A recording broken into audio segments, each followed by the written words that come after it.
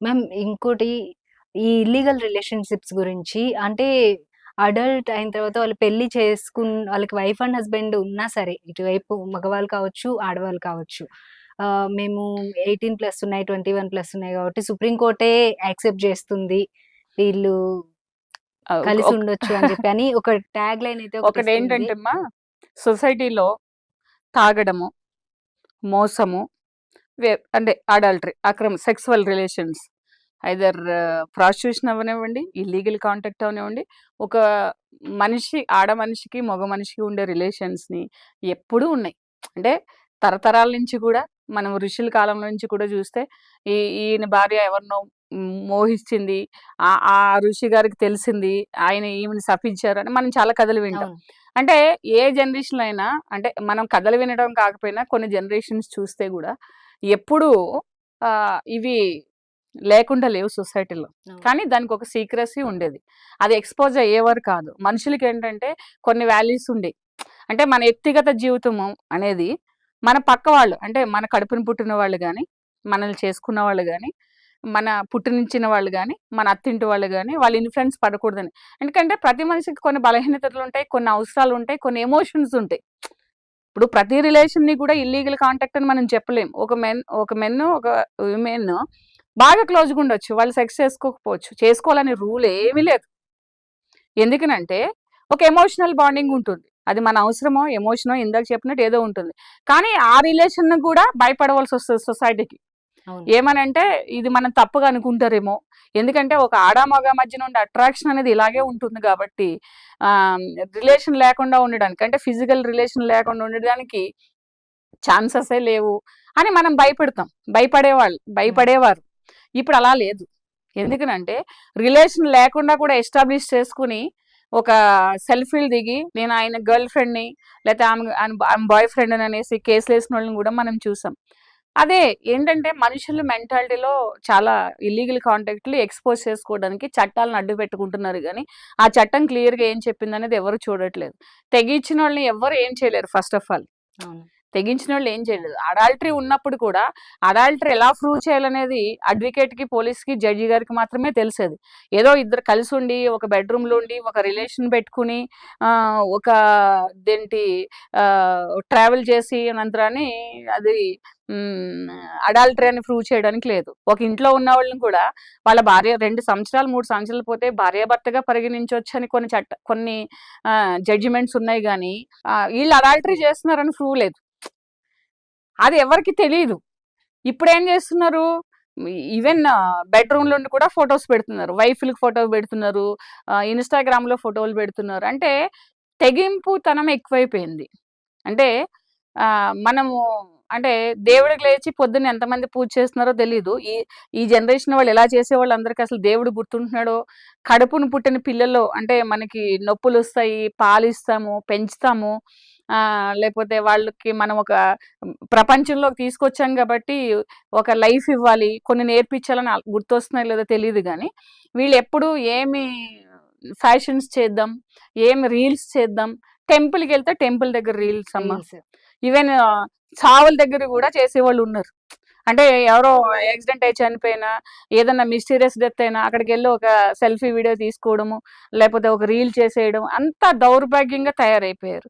ఎంత లేదన్నా మనుషుల మెంటాలిటీలో మార్పొచ్చింది గానీ, ఈ మార్పు హ్మ్, ఎవరికీ మంచిది గాదు. వాళ్ళకి కాకుండా పక్కోళ్ళకి కూడా మంచిది గాదు.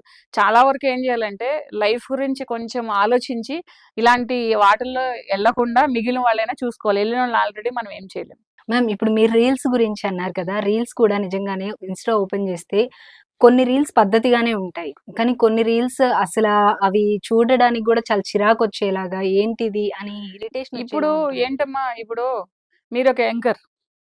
మీరు టైంకి రావాలి, టైంకెళ్ళాలి, అవును. టైంకి చేస్తే మీకు నెలకి ఒక ఆ 40, జాబ్. 50 వేలు హ్మ్. వస్తది జాబ్. నేనొక అడ్వకేట్. నేను ఒక 10,000 తీసుకున్నా, రూ. 1,00,000 తీసుకున్నా, 10,00,000 తీసుకున్నా, ఆ కేస్ అయ్యే వరకు నాకు వాళ్ళ ఫోనొస్తే ఒక టెన్షన్ ఉంటది. దాని స్టేటస్ ఏం చెప్పాలి? దానికి రిజల్ట్ ఎలా తీసుకురావాలి? దీని మీద నాకు ఒక 10 కేసులు ఆధారపడి ఉంటాయి. నా రిప్యుటేషన్ ఆధారపడి ఉంటది. నా ప్రొఫెషనల్ రాయపడి. ఇప్పుడు ఇంట్లో కూర్చొని ఆల్రెడీ సగం సగం బట్టలేసుకొని రీల్స్ చేసుకుంటే అందరూ సబ్స్క్రైబ్ చేసుకొని, లైకులు చేసి మేము 3,00,000 సంపాదించాం, ఈ మందు బాటిల్, ఫారెన్ మందు బాటిల్ కొన్నాం, మేము గాగుల్స్ కొన్నాం, మేము అది కొన్నాం, ఇది కొన్నాం. ఇవి చూసి కొంతమంది ఏం చేస్తున్నారు, ఓహో మనం కష్టపడి పని చేస్తే మనకి అంతంత మాత్రమే ఉంటుంది, లోన్లు తీసుకోవాలి, మనం కష్టపడి పని చేస్తే మన లైఫ్ ఇలాగే ఉంటుంది, మనకి ఫారెన్ ట్రిప్స్ ఉండు, లగ్జరీ కార్స్ ఉండు, బ్యూటీ పార్లర్ ఉండు, ఇలా చేస్తే మనం డబ్బులు సంపాదించవచ్చు. ఒక ఆమె 100 మందికి నేర్పిస్తున్నారు. ఇప్పుడు నేను చూసాను కొంతమంది ఒక సోషల్ మీడియాలో మంచి అంటే ఒక శాటిలైట్ ఛానల్స్ లో కూడా చేసిన ఒక ఆవిడ రీల్స్ తీస్తూ మేము అది కొన్నాం, మేము ఇది కొన్నాం, మేము ఇది చేసాం, మేము ఇవి అవి, మేము మా వారి వైన్ బాటిల్స్, మా వారి వైన్ బాటిల్స్, నా వాట్కా బాటిల్స్, నా నా దేంటి ఇప్పుడు ఈ స్లీవ్లెస్ ఎంత కంఫర్ట్ గా ఉంటున్నాయి అంటే, ఒక ఏజ్ వచ్చిన తర్వాత మనం ఏం చేస్తామంటే ఒక ఫ్యాషన్ నుంచి ఒక డిగ్నిఫైడ్ గా తయారవుతాం. కానీ ఇప్పుడు డిగ్నిఫైడ్ గా ఉన్న వాళ్ళు ఫ్యాషన్ గా తయారవుతున్నారు.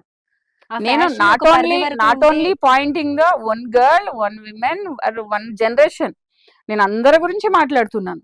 ఇప్పుడు నేను ఇలా వేసుకోవాలని, అందరూ ఇలా వేసుకోవాలని లేదు, కానీ మీరు చేసే పని ఏదైతే ఉందో నలుగురికి నచ్చేటట్టు, నలుగురికి ఒక మెసేజ్, మీరు యూట్యూబ్ లో వస్తున్నారు, లేదా స్క్రీన్ మీద వస్తున్నారు, లేదా మిమ్మల్ని పిలుస్తున్నారు, కొన్ని ఈవెంట్ కి పిలుస్తున్నారు, మీరు ఒక మెసేజర్ గా వెళ్ళాలి. కానీ హీరోయిన్స్ అందరూ అలాగే చేస్తారు, ఒక్కొక్క సినిమాలో ఒక మెసేజ్ ఇచ్చారు.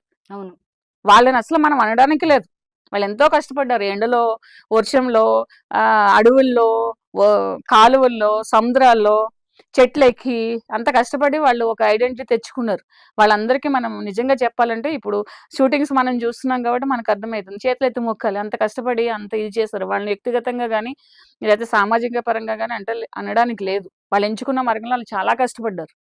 కానీ ఇప్పుడు ఏం చేస్తున్నారు, ఇంట్లో ఏసీ గదుల్లో కూర్చొని బిర్యానీలు తింటూ, పక్కన వైన్ బాటిల్ పెట్టుకుని, పక్కన ఒక బాయ్ ఫ్రెండ్ పెట్టుకుని నువ్వు చేస్తున్నావు, నీకు డబ్బులు వస్తున్నాయి, నెలకు 3 లక్షలు. ఎందుకు చేయరమ్మా రీల్స్? ఎందుకు చేయరు చెప్పండి? ఈజీ మనీ కావాలనుకున్న వాళ్ళు. అంటే నాట్ ఓన్లీ, అంటే నేను ఇంకోటి ఏంటంటే చెప్తానంటే, ఒక చెడిపోయిన ఒక మేము చూస్తాము ప్రాస్టిట్యూట్స్ని, కొంతమందిని కోర్టుకు తీసుకొచ్చిన వాళ్ళని, వాళ్ళు నిజంగా వాళ్ళ లైఫ్ చూస్తే చాలా బాధ అనిపిస్తుంది. ఎందుకంటే వాళ్ళకి అవేర్నెస్ లేక, వాళ్ళకి వెనకాల చెప్పేవాళ్ళు లేక, వాళ్ళని పట్టించుకునేవాళ్ళు లేక, వాళ్ళు కనీసం తప్పు సరిదిద్దుకోవాలన్నా కూడా మళ్ళీ అదే ముద్ర వస్తుందని కొన్ని కారణాల వల్ల వాళ్ళు చేస్తారు. వాళ్ళని చూస్తే చాలా బాధ అనిపిస్తుంది. అంటే ఒకరిని ఆకర్షించడం కోసము ఏంటి మేకప్లు వేసుకొని, వాళ్ళ ఒంట్లో అనారోగ్యాలు ఉన్నా, వాళ్ళ పిల్లలు ఏడుస్తున్నా, లేకపోతే ఏదో సంథింగ్ ఉంటది. కానీ కొన్ని రీల్స్ చూస్తుంటే ఏమనిపిస్తుందంటే, రియల్ గా అండర్ ఆర్మ్స్ కూడా క్లీన్ చేసుకోకుండా వాంటెడ్లీ చేతులు ఎత్తి ఏం చెప్తున్నారు వీళ్ళు సొసైటీకి, ఏం చూపిస్తున్నారు? వాళ్ళకి పిల్లలు ఉండరా, వాళ్ళ తమ్ముళ్ళు ఉండరా? అంటే ఒక అసహ్యకరమైన, జగుత్సకరం అంటారు కదా, అలా అలా అనిపిస్తుంది అది. ఇవన్నీ కూడా వీళ్ళ రీల్స్ చేసేది, చెప్పబెట్టుకుని రోడ్ల మీద అడుక్కుంటే బెటర్ ఇలాంటి వాళ్ళు. బట్టలు చింపుకొని, బట్టలు సగం సగం వేసుకుని ఇలా చూపించి ఏం చూపిస్తున్నారమ్మా? ఎలా ఉంటది అది? ఏంటి సీక్రసీ? అసలు ఒక లేడీకి ఉండవలసిన లక్షణాల్లో ఇంత కూడా సీక్రసీ ఉండదా? ఏదైనా కోర్టు పర్మిషన్ ఇచ్చేస్తే మొత్తం మీరు అన్ని రోడ్డు మీద పెట్టేటకు రెడీగా ఉన్నారా? అసలు సోషల్ రెస్పాన్సిబిలిటీ ఉంటుంది ప్రతి మనిషికి. ఎందుకంటే వీఆర్ ఇన్ సొసైటీ. సొసైటీ కొన్ని బౌండరీస్ ఇస్తుంది మనకి, అవి కూడా క్రాస్ అయిపోతున్నారు. సెక్స్ ని ఇష్టం, దొంగతనం నీ ఇష్టం, ఏదైనా నీ ఇష్టం, నువ్వేది చేయి, 10 మందిని మార్చుకో, నీకు ఇష్టం.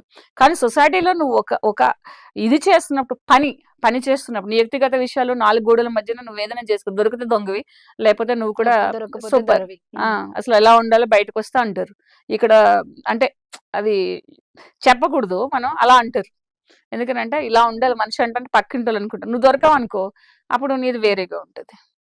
ఇప్పుడు పవిత్రమైన పిల్లలు ఎంతో మంది పెట్టుకుంటారు, పవిత్ర పవిత్ర అని చెప్పేసి పెట్టుకుంటారు. దొరికినప్పుడే కదా. ఇప్పుడు మంచిగున్నా అనుకో, పేరుకి తగ్గట్టు ఉందమ్మా, ఎంత మంచిగా ఉన్నదో, ఎంత ఒక అబద్ధం ఆడదు, నడిస్తే చప్పుడు రాదు, నవ్వుతే సౌండ్ రాదు, ఇట్లా మాట్లాడతారు. అది నువ్వు బయటకు వచ్చినప్పుడే దాన్ని తెలుస్తుంది.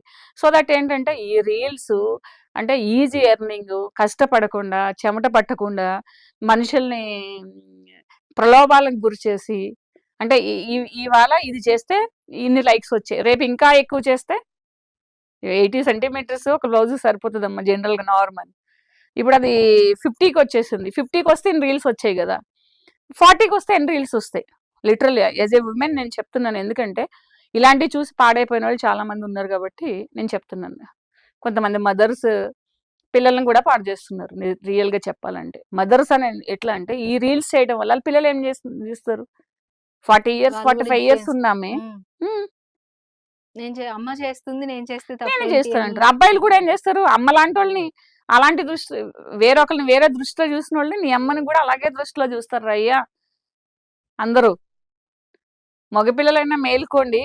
మిమ్మల్ని చూస్తే రీల్స్ అనేవాళ్ళు యూట్యూబ్ చూస్తుంటే తెలుస్తుంది, అరే వీళ్ళమ్మ ఇలాంటిదిరా అనేసి అంటారు. అది అది మీ లైఫ్ల మీద ఆడపిల్లలు కూడా రకరకాలుగా. ఇప్పుడు చాలా మంది నేను చూస్తూ ఉంటా 50+ వాళ్ళు కూడా ఏంటో అసలు కొంతమంది మదర్స్ ఉన్నారు, మీకు ఐడియా ఉండే ఉంటుంది. సో వాళ్ళు చేస్తుంటే మనకు భయం వేస్తుంది, ఏంట్రా బాబు ఇది ఇలా. సో ఎందుకు వాళ్ళు దేనికోసం?